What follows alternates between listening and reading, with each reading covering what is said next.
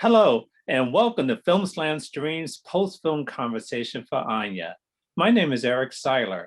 I'm a professor of film, media arts, and communications, as well as moderator for this conversation.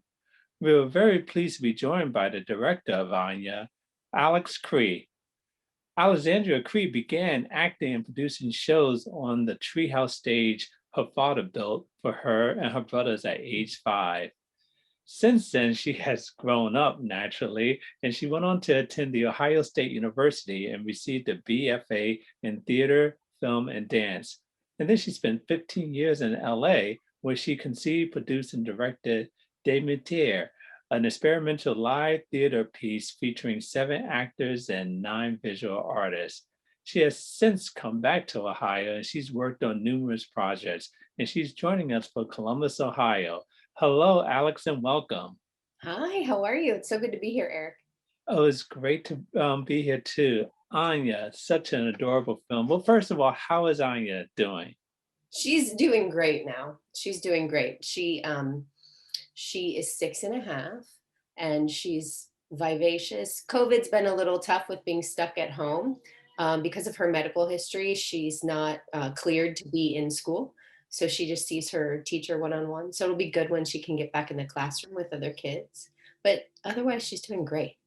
Well, that is so good to hear. Yeah. So, um, having you have a background in like theater and film, and Mhm. now you have this personal life at home in which you have a daughter with Down syndrome.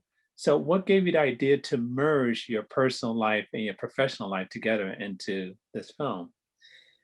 Well, I'll tell you that prior to this film, so this film was made for a film challenge, and prior to that, I had started writing a one woman show, um, just about the experience of um, basically prior to her birth, my experience with the medical field, all the way through when she was diagnosed with cancer. It was sort of a real shock, a real blow to our family, and I had just, so many great stories happened. There were awful things, there were wonderful things, and I had started compiling them.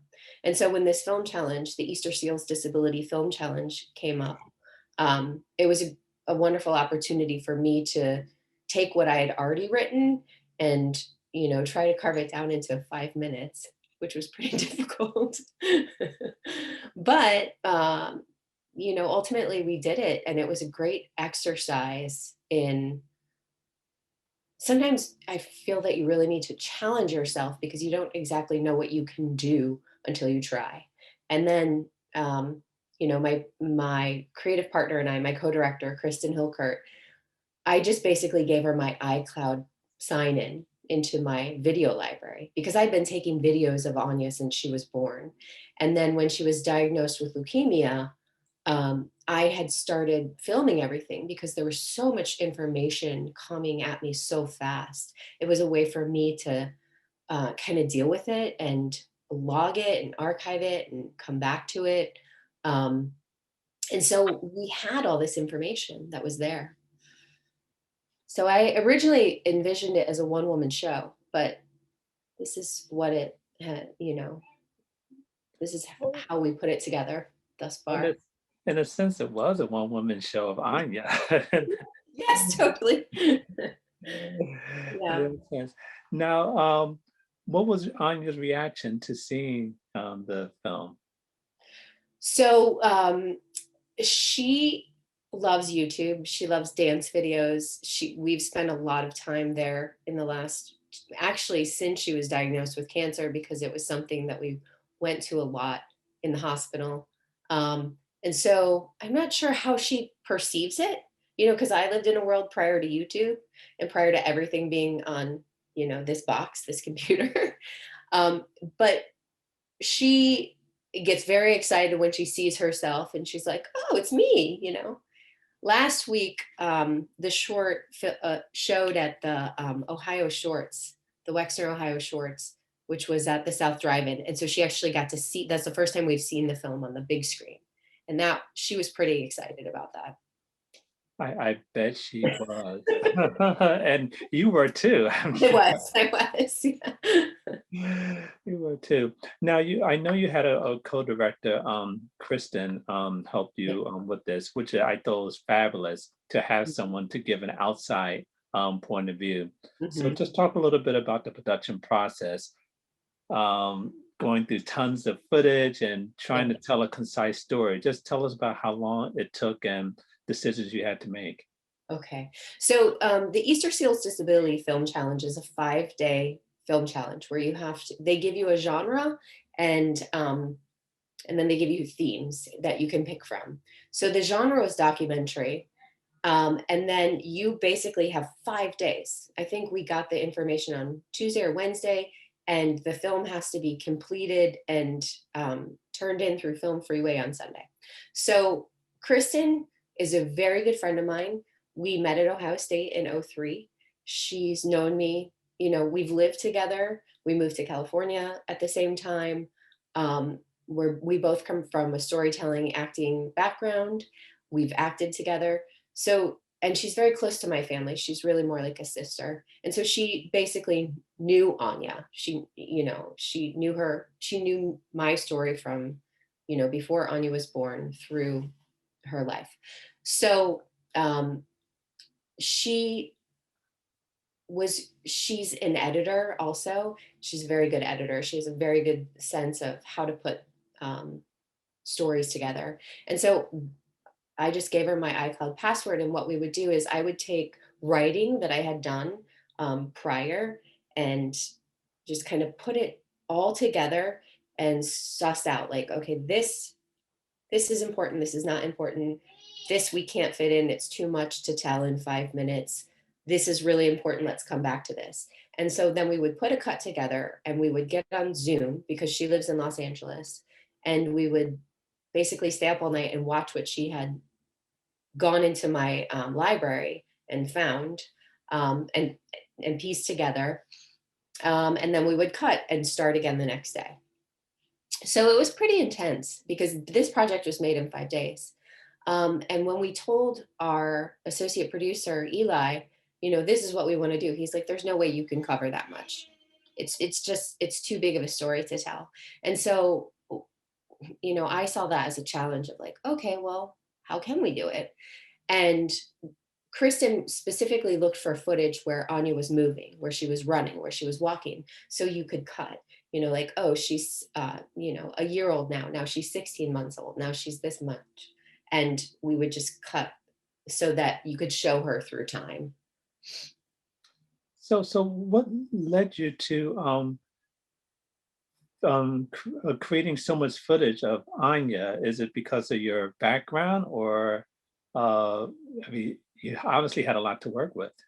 Yeah, no, I think it's because of my background, and I love taking photos. I always have, um, and someone told me very early on, right after she was born, that it's the best thing that I could do for her, and really any child, is to mimic her. And so I used to do this thing when she was very, very little, where um, I would take videos of us basically just making faces. And there's some research that goes into um, well, that's a whole nother thing, but but I did that sort of as a fun thing. Um, and and then when she got sick, like I said, I videoed everything because so much was happening so quickly. I didn't want to forget anything. And I felt like I was the only person really keeping track on it. And it was a way for me to keep all the information straight. And when your child is diagnosed with leukemia, I knew nothing about leukemia, really. I mean, I knew it's cancer, but it was a way for me to, okay, I can go back and look at that and remember what the doctor said.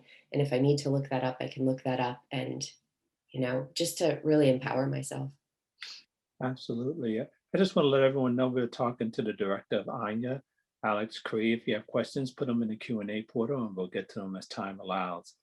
With all this footage and 5 days to edit, obviously there was a lot of information that was left out. Can you give us a couple of points or scenario that you wish you could have put in there but got left out? Um, that's a good question. I think I would have liked to tell more about my experience with the medical community about her diagnosis, because that was a really big um, shift in my life, where when I went in for my 12-week ultrasound, the doctor told me at that point that I had markers that came back for having a child with Down syndrome. So just that means that my blood work showed that certain levels were elevated. And at that point, that doctor began using the word termination. And that really changed me because I, you know, that changed the course of my pregnancy. It took a lot of, um, it was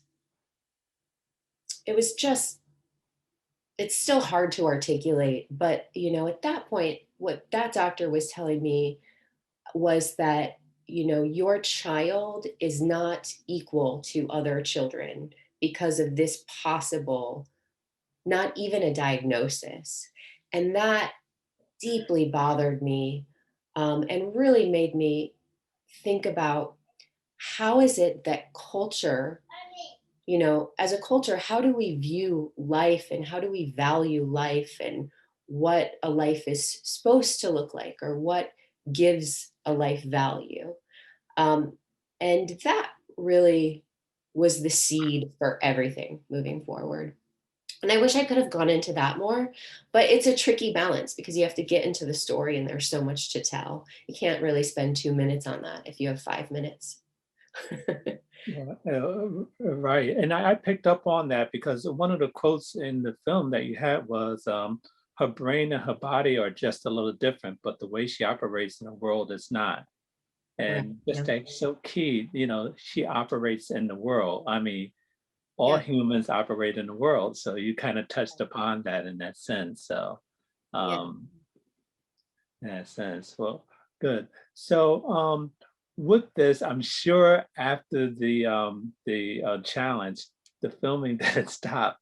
So you will continue to film more and more. Are there any plans to do a sequel to this, or maybe make this into a feature?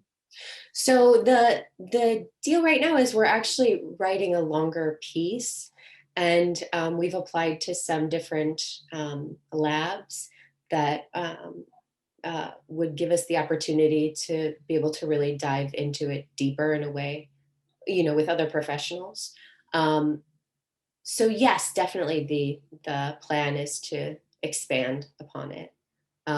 There's so much more to tell, and there's so many funny and odd stories that I have from living in the hospital for a year and seeing her get really sick and just, her spirit is so strong.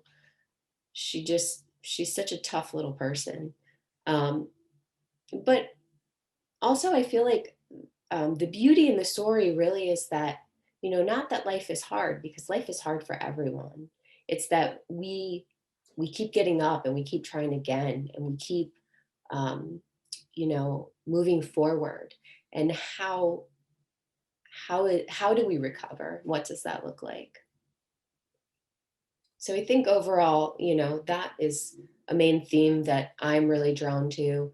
And there's humor in those, like we have to be able to laugh at ourselves. We do. We absolutely do. And one of the things I love about the film is that how innocent it came off. It wasn't as if, something to try to garner pity. It was just like, this is my life and this is what's going on. It was just a nice inside look. And I could tell you the impression that Anya left on me. I just love the way she dances and it's just, it just loves music. But you're exposed to this every day. What kind of impression does Anya leave on you? What do you just, love the most about her? It's amazing because our this little film that we made for a film challenge in 5 days, that like you just said, I'm so glad that you got that. The cue was, what does disability mean to you? And so that was the question we set out to answer in creating the film. And I was just flabbergasted at how people responded to it, because in my mind, I was just like, I'm giving you an inside look into my life. But people, it's been in 13 film festivals. It has people, I get emails and calls from friends and family members, just really emotionally expressive. And I never, like, that's not what I set out to do. And I guess I never would have thought that that's the response that people would have. So it's been a little shocking in a good way, in a very good way, Yeah, exactly. Yeah. Exactly. Absolutely. Well, as we're drawing to a close, is it possible to meet Anya for Yeah, her to let me, come I'm say gonna have hi? to get up and get her. Hold on, I'll be right back. Okay, that's fine.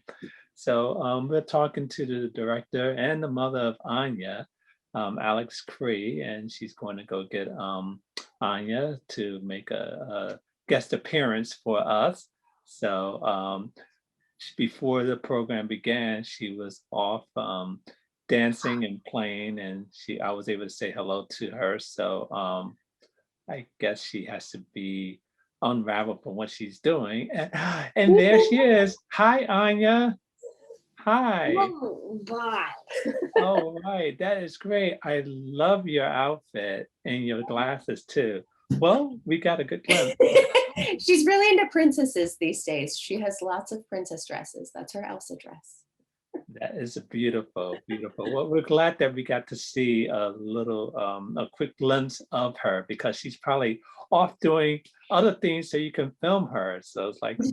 Mom, get away from the computer so you can film me.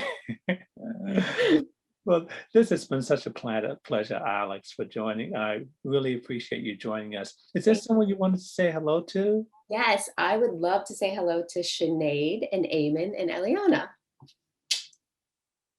Oh, my nieces and nephew, who are in Cleveland schools. well, great. I'm sure they appreciate that. I can't thank you enough for the time that you took out of your schedule to spend with us. I wish you and your family, Anya especially, all the best for continued good health and prosperity. Thank you Thank you, again. Eric. Thank you so much. And thank you to our audience for joining us for this important and invigorating conversation. For more information about the current 45th Cleveland International Film Festival or any of our upcoming film festivals, please continue to follow us on social media or visit us at clevelandfilm.org. I'm Eric Siler. Thank you.